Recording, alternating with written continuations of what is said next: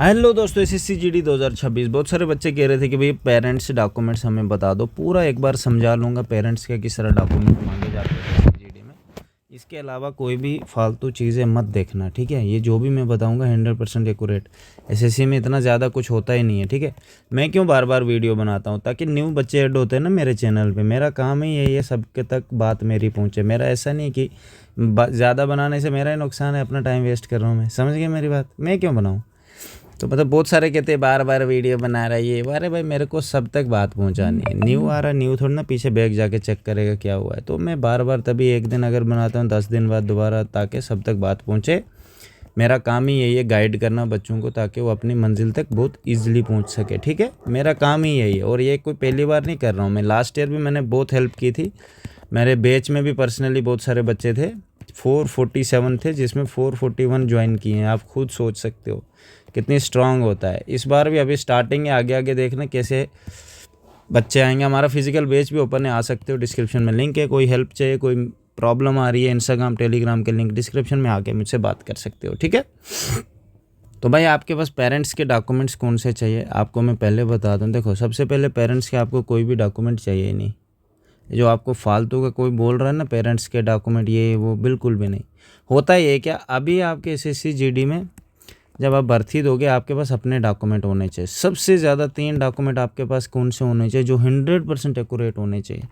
पहला डोमिसाइल, ठीक है। दूसरा कैटेगरी जो भी है। तीसरा 10th मार्कशीट। फिर बाकी एनसीसी किसी के पास है तो वो भी।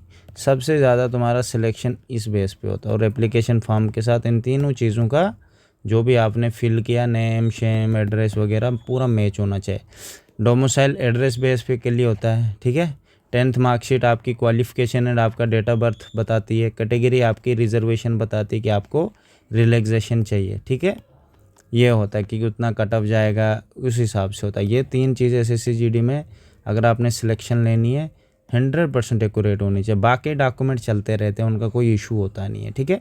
सबसे ज़्यादा ये 3। बाकी जैसे एनसीसी हो गई, वो भी सही होनी चाहिए। उसमें ना कि गलत उल्टा ऊपर नीचे वो भी नहीं, ठीक नहीं रहता। क्योंकि जो भी डॉक्यूमेंट होंगे आपके वहाँ पे बहुत अच्छे तरीके से चेक करके लेंगे। रही बात पेरेंट्स की, देखो भाई, पेरेंट्स के डॉक्यूमेंट्स लगते ही नहीं कभी भी। आपका क्या होता है कि जैसे आप ज्वाइन करोगे ना, जब आप एसएससी जीडी में ज्वाइनिंग करोगे, मेडिकल फैसिलिटीज़ मिलती है। जैसे यहाँ प्राइवेट में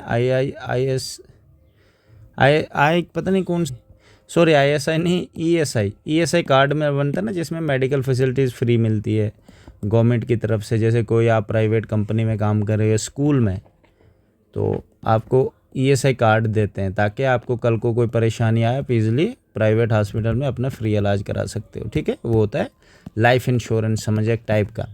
इसलिए आपको गवर्नमेंट एक चीज़ प्रोवाइड करती है कि आप जब जॉब करते हैं तो आप पे डिपेंडेंट कौन है। बहुत सारे ऐसे होते हैं, उन पे डिपेंडेंट मम्मी पापा होते हैं, ठीक है, वाइफ होती है, बच्चे होते हैं। तो उसे, आप खुद तो बॉर्डर पे रहेगा बेचारा, तो गवर्नमेंट कहती है देखो भाई, आपको पे कोई डिपेंड है, उनके आधार कार्ड हमें दे दो, ठीक है। आधार कार्ड देंगे, फिर आप उनके कार्ड के थ्रू जब भी आपको आपके मम्मी पापा या वाइफ को कोई इशू आएगा, तो आपके कार्ड पे वो बेनिफिट उठा सकते हैं। कंटीन वाला उठा सकते हैं, बहुत सारी चीज़ें। कंटीन हो गया, मेडिकल फैसिलिटीज़ हो गई,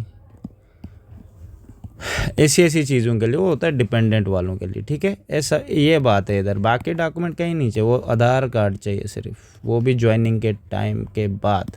मतलब जब आप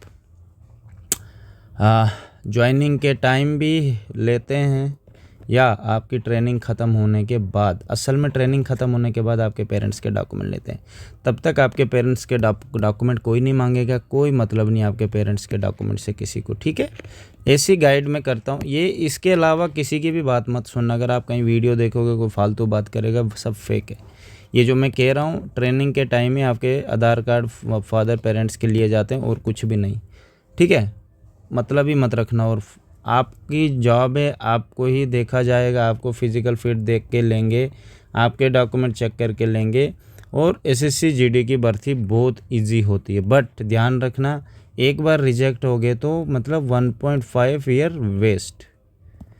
तो बेटर है इसमें हमारा फिज़िकल जैसे बैच ओपन है, हम बच्चों को गाइड करते हैं। हमने बहुत कम फीस रखी हुई है, फॉर टिल फिजिकल एंड। उसमें हम सब कुछ मेडिकल, प्री मेडिकल, फिजिकल के लिए गाइड्स पूरा वो करते हैं। क्योंकि देखो आपकी तो 40,000 आपको पर मंथ ही मिलेगा आपको ज्वाइनिंग के टाइम। फिर उसके बाद सबको नहीं, ये तो CISF की बात कर रहा हूँ, बाकियों को 50-50 भी मिलता है ज्वाइनिंग के टाइम नॉर्मल। इसमें 500 क्या होता है, कुछ भी नहीं होता। आप तो पहले मंथ का ही मतलब आधे दिन का आपको फ़ीस देनी है, और इसमें आप बहुत ज़्यादा सेफ़ रहोगे, बेनिफिट भी है। बाकी आप लोगों की मर्ज़ी। मुझसे बात करने के लिए डिस्क्रिप्शन में मैंने लिंक रखे हुए हैं, तो मुझसे बात कर सकते हैं। फेसबुक, इंस्टाग्राम, टेलीग्राम, मेरी तरफ से बेस्ट।